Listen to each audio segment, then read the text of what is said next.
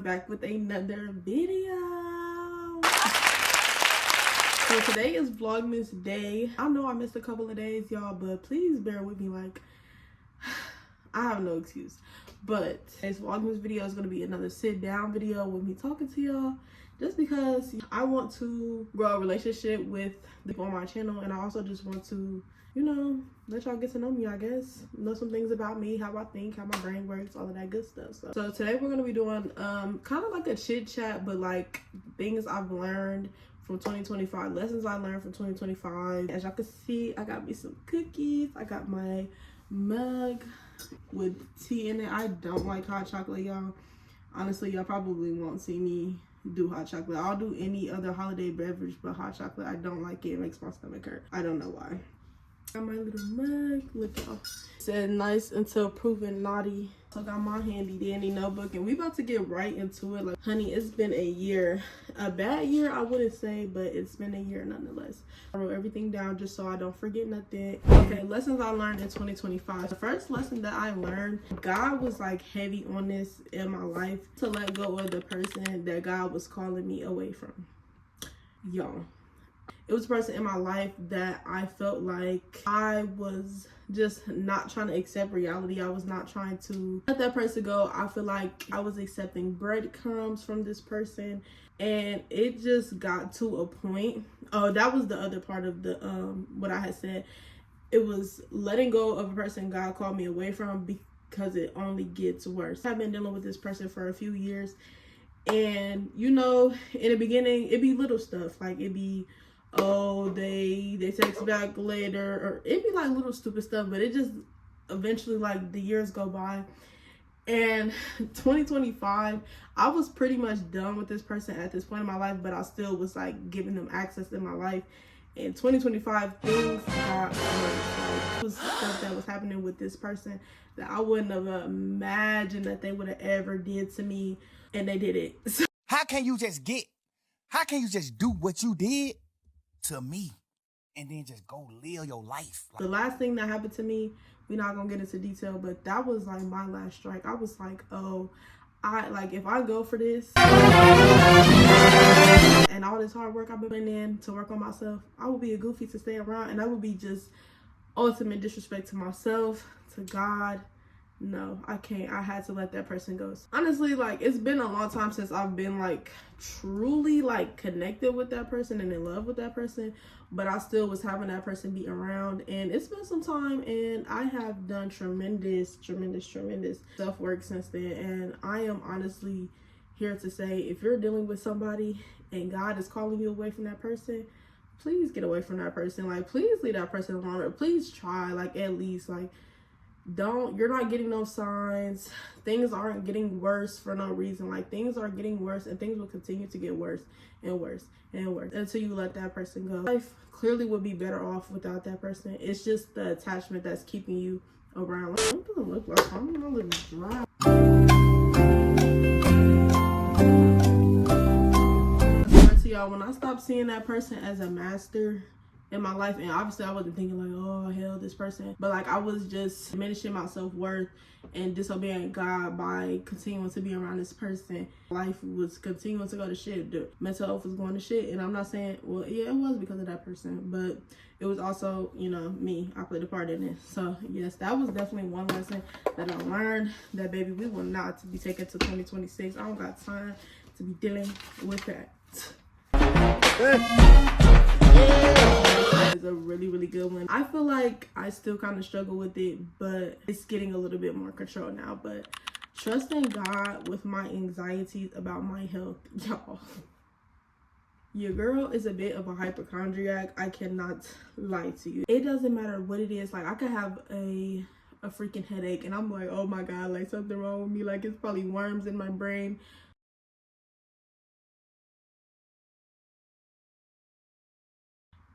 Like, girl, you just got a headache. So I would literally panic. Any little thing that was wrong with me, I would panic. One time I had went to the hospital because I had gotten to a car accident like a couple days before, and they was telling, like, they was going to take me to the CT machine, and I literally started crying.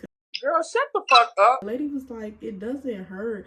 I'm like, I'm not worried about it hurting. Like, what if y'all find something? What if y'all tell me something wrong? And da da da. And she was just looking at me like, get a grip, boo. Like I have this weird fear with my health. I don't know what it is about. I don't know where it stems from, where it comes from. I feel like my mom is kind of like that, and my aunt, I just heard her make a little joke about it. So maybe it's just something that got passed down to me naturally.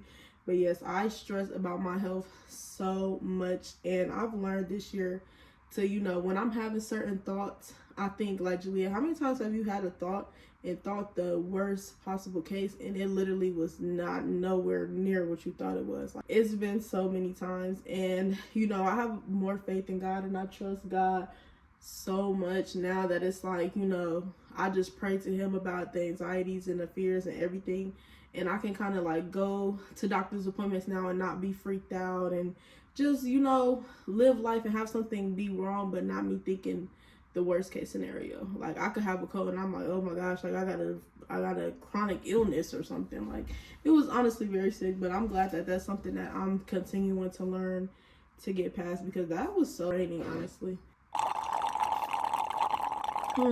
This concoction is amazing.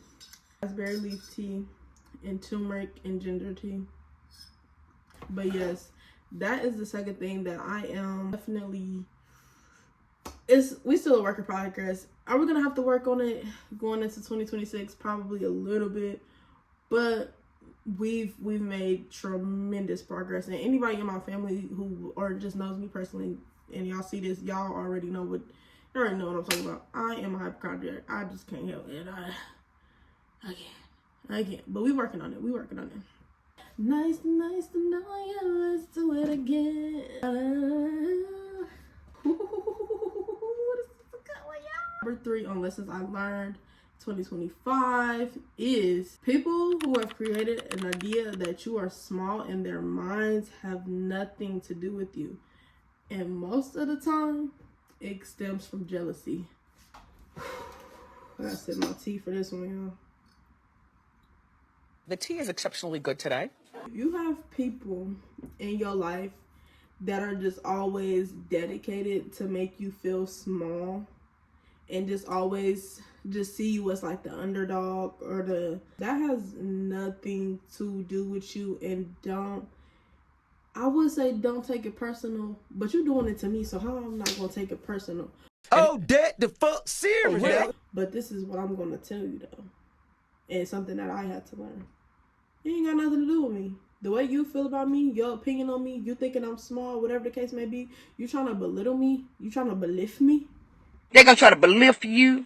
They're gonna try to. That's none of my business. I really had to learn that because I just found myself being surrounded by certain people that were just constantly like seeing me as like the underdog, or seeing me as like, oh yeah, she's this, like, you know, a little slick, shady comments that I would be getting. It's always subtle and it's always shady, but I always pick it up and I'll be like, oh, you think little of me, you think small of me. It always stems from jealousy. Like I said, most of the time, I don't care what nobody say. If you have to make somebody feel small for you to feel good, for you to feel like you that, or that's just how you naturally are, you're insecure. You have insecurities, and clearly the person that you're trying to like poke at, you see something in them that triggers you. It triggers that part of you, regardless if you do it subconsciously or you do it, you know what you're doing and you just doing it to do it. Regardless, it's something in that person that makes you, it makes you upset, it makes you angry.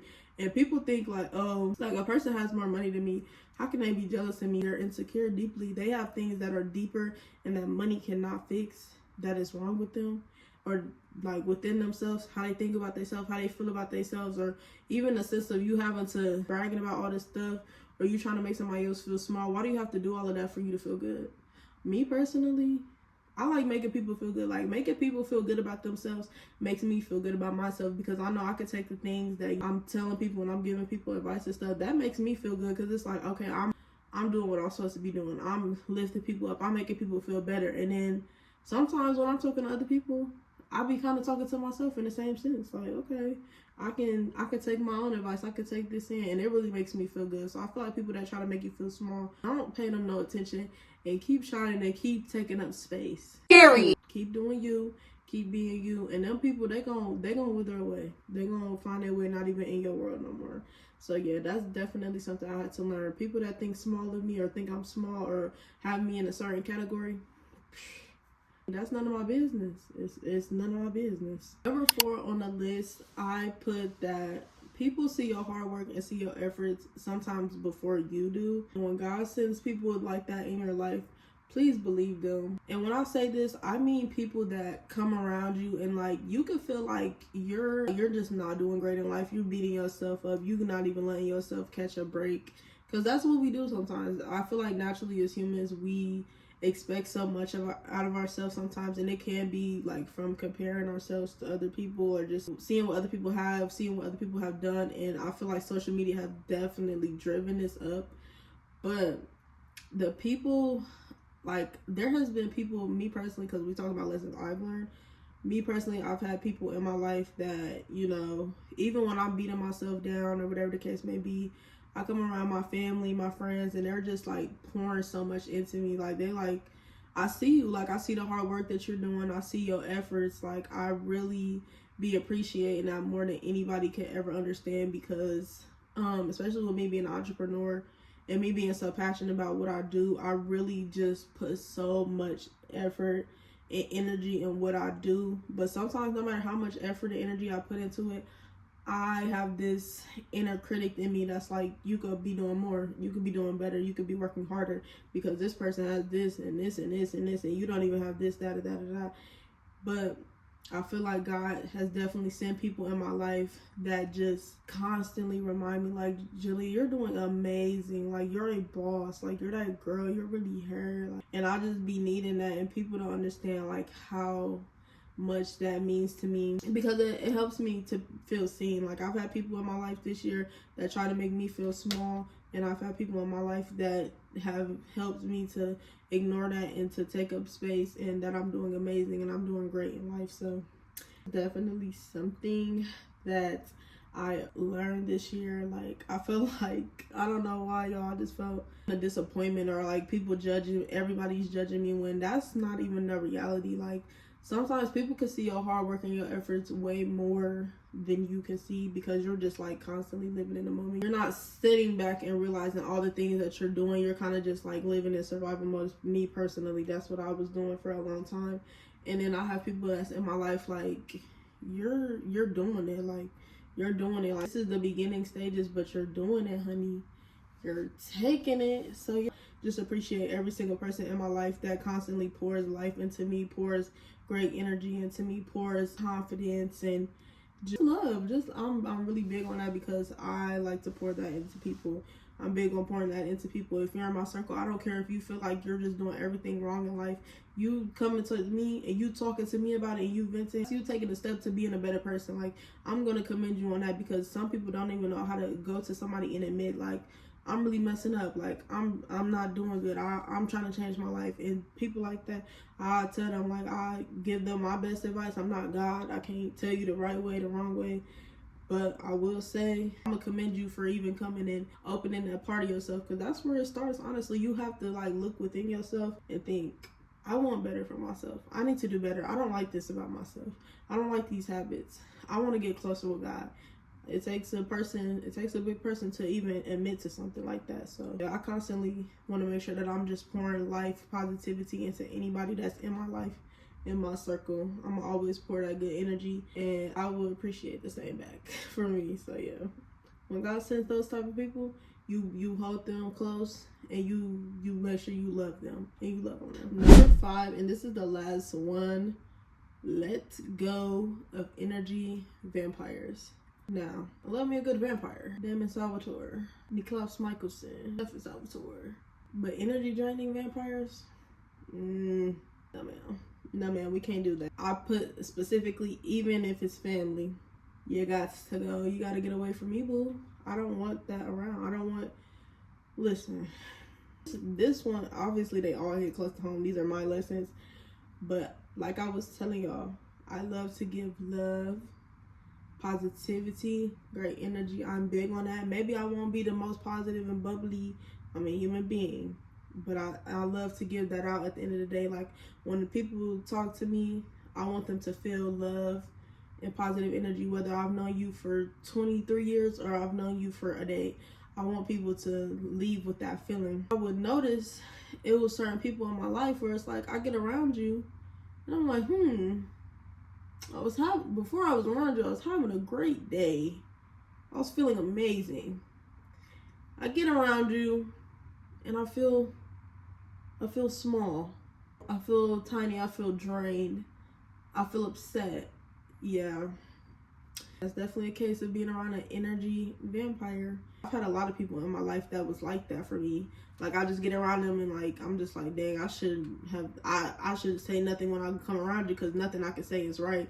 Or you're just constantly belittling me. You're constantly telling me what I'm doing wrong in life. You're constantly just beating me down. Like, you have never said nothing positive to me. Don't get me wrong. I'm not expecting nobody to constantly agree with me or think that everything that I say is the right way. We can respectfully, I am the person to disagree with. I would say that every time. I am the one to disagree with, because baby, I'm going to be like, we can agree to disagree. But when you constantly come around me and I'm feeling great about myself and I'm working on all these things and I'm moving through life and I'm doing good for myself. I'm an entrepreneur. I make mistakes just like everybody. We all make mistakes. We all do mess up. It's always something that we could do better. But for you to try to constantly, anytime I'm around you, you need to do this. You need to do that. You should have did this. You should have did that. You did this wrong. You did that wrong. As if you're God himself. We don't need no energy vampires around. And honestly, what it took for me, and I hate that I always have to be like this, but for me to let go, things just have to get like the worst that it could be, the worst that I'm gonna let it be, at least. The lesson is, like, now that I've learned, and this is a recent lesson, I'm gonna let go before I let myself go. I'm gonna let you go before I let myself go. I'm gonna let you go before I continue to let you make me feel small and make me feel bad about myself and make me feel like the things that I'm doing in my life are just not good enough. I'm gonna let you go. I'm gonna leave you alone. Family or not, I don't care who you are. I'm gonna let you go. I'm gonna leave you alone. And I'm gonna live my life, because I can only live my life for myself. Obviously, God, I have God, and he's guiding me through, and he's the one that's giving me the steps. But honey, you and your draining energy, you can go. Stephen and Klaus and Damon, y'all, them the only vampires that I'm accepting, honey. Thank you. Anytime I'm excited about anything, no. Any little thing I say is, nah, that's just, like, people like that, stay away. Is that a lesson that we have learned and won't be bringing into 2026? Absolutely. You will not to be around. And I know y'all thought that was over, but we got one more because I added a bonus one. So, the biggest lesson to me that I have learned, and 14-year-old me, young me, when I think about young me, I always think about 14-year-old me, because that's when my dad passed away, and I feel like that's when real life smacked your girl. So I always think about 14-year-old me. 14-year-old me will be extremely proud of me, because I learned my self-worth this year. All of the stuff that I'm telling y'all I've been through, it's like overall, everything I've been through with every person, whether good or bad, it taught me self-worth. And I learned that I am worthy, because honestly, I'm not gonna lie, for a long time in my life. Hey queen, so it's your girl. I didn't realize that the video cut off at that point. Mind you, this is footage that I thought I completely lost, so I'm lucky to even have the footage I have. But what I was basically gonna get into was, most of my life, like, I just always felt less than, insecure, just felt like I wasn't good enough, wasn't worthy. And basically from 14 to now me being 23, I feel like this year has been the most impactful on me, just like realizing my self-worth, loving myself, realizing like I'm that girl, I deserve everything under the sun, the moon, the stars. I'm a great person. And yeah, that was like the overall gist of what I was gonna say. I'm so sorry that it cut out, but yes, I will see y'all in the next vlog. Bye y'all.